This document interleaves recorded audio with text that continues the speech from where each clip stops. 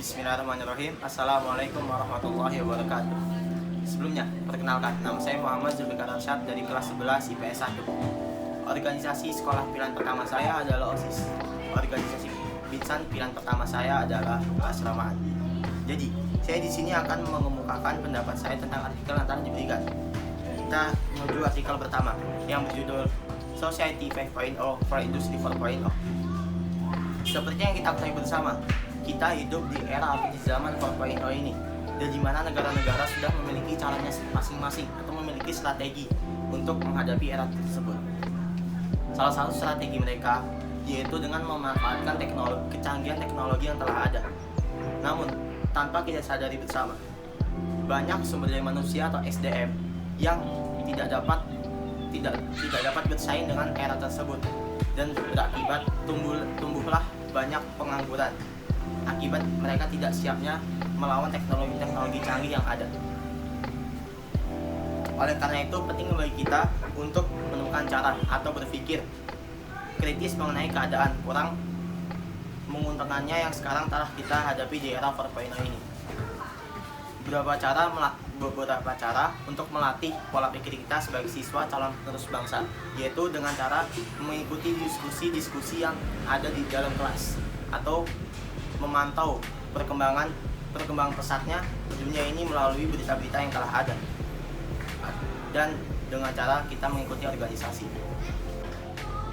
Dengan berorganisasi dapat membiasakan kita untuk berkomunikasi dengan banyak orang dengan ruang lingkup yang tak terbatas, dan di dalamnya kita dapat bertukar opini dengan banyak orang dan menemukan solusi terhadap rintangan yang dihadapi pada saat menjalankan organisasi tersebut. Tentunya dengan memanfaatkan teknologi canggih yang telah ada, agar kita di depannya tidak diperbudak oleh teknologi yang ada, melainkan kita menggerakkan teknologi tersebut. Dengan bersikap kritis seperti yang telah disebutkan tadi, kita dapat membiasakan diri dan beradaptasi di era 4.0 ini, dan membangkitkan SDM di negara kita sehingga Society 5.0 dapat terrealisasikan. Kita lanjut ke artikel yang kedua yang berjudul Menjadi Tauladan di Tengah Kondisi Dekadensi Moral. Moral atau yang bisa disebut sebagai akhlak atau budi pekerti harus dimiliki oleh seorang pemimpin atau tauladan. Seperti pada zaman Nabi dikisahkan, ada seorang sahabat yang mengabdi kepada seorang imam besar selama 20 tahun. 2 tahun diantaranya yaitu dia digunakan untuk menuntut ilmu, dan sisanya hanya untuk memperbaiki akhlaknya, atau sekitar 18 tahun. Dari kisah tersebut kita dapat mengambil hikmah bahwa betapa pentingnya mempelajari dan memahami arti dari moral tersebut. Di Indonesia kita lihat sekarang bahwa tidak sedikit dari para siswa yang bisa dibilang memiliki nilai moral yang sangat kecil atau sangat rendah. Kenapa bisa dibilang seperti itu? Karena kita lihat banyak contoh, yaitu siswa atau para santri yang sering melawan perkataan orang tuanya maupun membantah perkataan guru-gurunya. Sikap tersebut telah tertanam dan mencerminkan bahwa pendidikan nilai moral di Indonesia bisa dikatakan sangat kurang.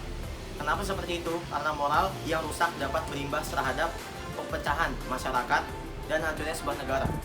Oleh karena itu, untuk memperbaiki nilai moral ini, kita dapat menguatkan pelajaran dasar yang menekankan tentang moral dan karakter seperti pelajaran agama, dan memperhatikan sanksi yang jelas ketika kita tidak menaati pelajaran tersebut. Kenapa agama? Karena di dalamnya telah dijelaskan berbagai moral yang seharusnya dijadikan patokan atau tolak ukur manusia agar kedepannya bisa menjadi lebih baik dan dapat tumbuh sebagai manusia yang berkarakter dan berguna bagi nusa dan bangsa. Itulah pendapat saya dari 2 artikel yang telah diberikan. Dan dari artikel tersebut saya berharap saya dapat, dengan organisasi ini saya dapat melatih pola pikir saya untuk selalu berpikir kritis untuk menghadapi era 4.0 ini, dan selalu memperbaiki moral dan akhlak untuk menjadi calon pemimpin bangsa yang baik, jujur, dan amanah. Sekian dari saya. Syukran. Wassalamualaikum warahmatullahi wabarakatuh.